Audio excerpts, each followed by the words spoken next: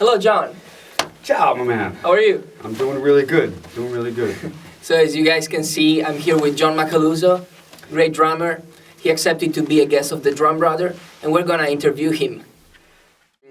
So the first question I wanna ask you is about your influences and your early years as a student and player. Okay. Can you talk a little bit about it? Yeah. I started at playing at 11 years old, and I quit wrestling, and I quit baseball, and I quit football, and I quit everything, and I just sat in my basement and practiced like a crazy man. And I had some really good teachers.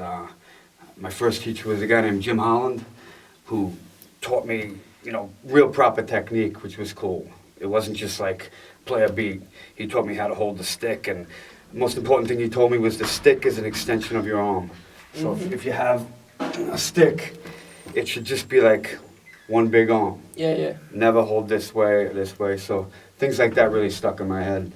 And then I went to my drumming idol was Joe Franco, and I studied with him for 5 years. And then Ralph Humphrey from Frank Zappa's band, and Don Famularo, Al Miller, Rod Morgenstein, Tommy Aldridge from Ozzy, and Casey Shirell, of course, who we both know. Yeah. Great drummer. And Frank Belushi, Jim Chapin. So I was fortunate enough to live in New York, where a lot of these guys lived, and they also would come to teach. So as I grew up, there was a lot of drum clinics that I would always go see, and it was really rich in music, the area in New York. So it's cool. As far as influences, Keith Moon got me into drumming. I saw Tommy, the movie Tommy, and I saw him kick over his drum set, and I was just like, wow, I want to do that. So I say Keith, and I heard the album called Quadrophenia, and I kept hearing the toms, and it stuck in my head. Neil Peart, big influence, but the biggest influence is Terry Bozzio from, of course, Zappa's band. Yeah. So Bozzio, Moon, Joe Franco, and so Phil Collins is a big influence too. Phil Collins, Genesis years. Yeah. One of my favorites. Some amazing stuff going on. Oh yeah. Playing and singing. Yeah, that's crazy. I can't do that. Could you play and sing? Just a little. Yeah. It's impossible. I go I can't separate. Unbelievable. Can you talk a little bit about your experience with some of the great that you play with, like Malmsteen, James LaBrie? Yeah. And the Ark. Yeah, playing with Yngwie was an experience, of course. It's amazing to play with him on stage. And you do like a 2.5-hour show with Yngwie Malmsteen. And for a drummer, it's perfect because his whole saying is, more is more. Give me bigger fills. Macaluso, play bigger fills, longer fills. So it's like a drummer's dream because you get to do all your crazy stuff. Yeah. And he loves that stuff. And there's always big shows, and he's an incredible guitar player. So that was a big experience to get that gig. Because I remember when I was a kid, I used to walk around with the Walkman, remember the Sony Walkmans? And I was in 11th grade, and I remember walking around, 10th grade, walking around with the album Marching Out playing, and I used to listen to, this guy Yngwie's great, man, great. And then one day, I get a call, and this guy goes, this is Yngwie J. Malmsteen. I'm like, yeah, right. Whatever. And I was going to hang up the phone. And it was, And he heard the first Ark album. And he said, I like your playing on the Ark album. Come down to Florida next week. So the next week I flew down to Florida, and I started playing with him. Did a record with him. But it didn't really hit me who I was playing with until we were about to go on tour. And we were rehearsing, and we did an album. And the tour bus pulled up, and they pulled out all of Yngwie's amplifiers, and just to see his name, Yngwie J. Malmsteen, written on the side of the amplifier, and it was all broken and chipped apart like they've been everywhere. And I'm like, wow, this is cool. It's Yngwie, the guy I used to listen to when I was a kid. And, it really hit me. It was a great experience to play with him, man. LaBrie was cool.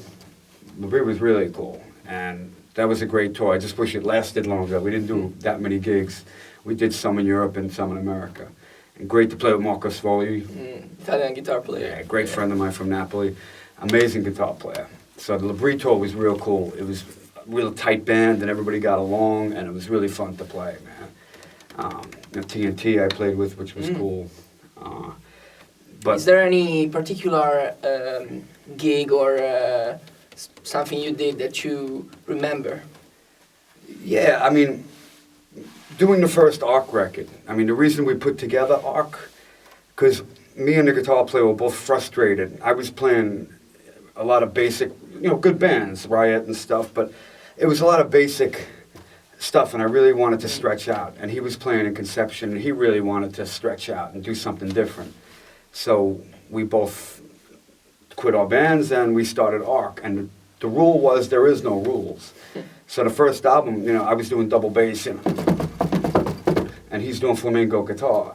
And weird stuff. And I remember just doing the record and saying, you're not supposed to do this. This is not right, but it sounds cool. So like breaking the rules type of thing. Yeah. So that was like something that really changed my life.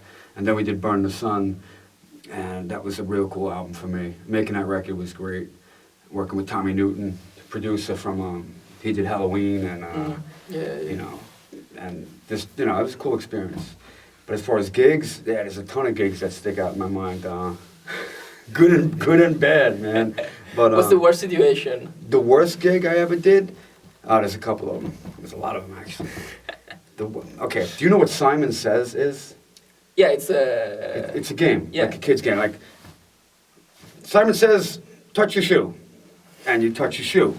And then you confuse somebody, go, touch your shoe. And the guy touches your shoe. You're out. Anyway, this is like Spinal Tap. I was playing with this band, the Good Rats, actually. It was Joe Franco's old band. Yeah. And, it was me and the singer, and they still called it the Good Rats. Anyway, we go to do this gig, and we go upstate New York, and the place is packed, and I'm like, oh, this is going to be cool. But I didn't realize we were the opening band for a Simon Says competition. Really? Yeah. So we played a gig, and all of a sudden this guy comes out, and he's like, to thousands of people, he's like, Simon Says, touch your nose. And I go, this is crazy. I can't believe I'm doing this. And then another great gig was I played at a chili eating festival. So people is making Wow. chili. Yeah, making chili, and it was like this big festival, and like, nobody cared about the band. It was what kind of chili wins the competition. And I remember being over here playing this double bass stuff, and a lady next to me going, please quiet down, I'm trying to eat my chili. So there's been some... Did you have some? No, I hate that stuff. But there's been some crazy gigs. There's also some great ones, but those are two ones that stick out in my head as pretty bad. Also, I wanted to know, how do you approach songs when you go into the studio or with a new artist? What's your process? First, I concentrate on, no matter what, if it's prog or if it's metal or if it's funk or whatever, I try to get a basic feel. Main thing is a groove. Even if it's crazy stuff, I want to find that groove where people can still feel it. Yeah. So if they play me a song and it's all technical, I try to make it where you can still feel a beat, not just like, odd times everywhere. And the same is with like a funk artist or something like that. I try to not, if I'm playing with a funk band, I don't want to do too much double bass. I try to approach the song, and if I want to show myself, I'll use a lot of hi-hat work, or if it's a metal thing, I use double bass, but I try to put my own system in. The way I would approach it is, the main thing is groove and playing for the song, but I try to make myself heard, so people know it's me. Get your voice out. Yeah, people know it's me. I got my own technique on a hi-hat or a ride cymbal or double bass, and I try to put myself into every song I do, That's why when I do some sessions and people go, play exactly this, I'm kind of like, well, why don't you program it and call me tomorrow. Tell me how it went. No, I'm only kidding, but I just try to put my own voice into the music. It's important. And it's also important to play for the song. You can't always put the big drum fills in and all that stuff because, True. So just playing for the song, grooving, and putting my own voice would be the three things I do when I go in the studio. Do you have any advice for some young guy that wants to approach the music industry and drumming? Yeah. start off, if you start off playing to the click, you have to play to a click, especially in today's world, because everything is recorded in Pro Tools, and it's all done to grids, and very important. And the radio and music, everybody now is used to hearing things so perfect. So you really have to be able to play that, or even to the average listener, it's going to sound wrong if you're playing kind of sloppy. So you have to really be tight as a drummer. So I would play as much as you could with the click track. And then also to get hired, the producer will love you if you can really nail the click. You know, he'll call you back because that's so important. That's one of the main rules. Be able to really, and be able to groove with the click. Not just play right on it. Play behind it, play above it, learn how to play with it, you know, so it sounds natural. So for recording, that's the most important thing. Come on a piece, you know, come on a piece, the drummer I played with. Oh, yeah. He told me a long time ago that nobody's going to find you in your basement. So get out and play. Even if it's a chili eating festival, get out and play, because you never know who's going to be there. And nobody's going to find you practicing in your basement. So you got to get out and play as much as you could. It's the only way to meet people and advance in the music world, you know. And just be cool to people. Don't be a snob, and don't act like you're something you're not. And just be cool, and you'll work. You know, just play good and just get along with people. Yeah. I think one of the main things for a drummer is to play all different styles. Don't just play metal, don't just play jazz, don't just play straight rock. You have to play all different stuff to work. You know, that's important if you want to make a living out of it. And all different styles. And if you want to teach, which is good, because teaching is a great thing for you to learn, and it's also a great way to make a living. So you got to be able to read and write.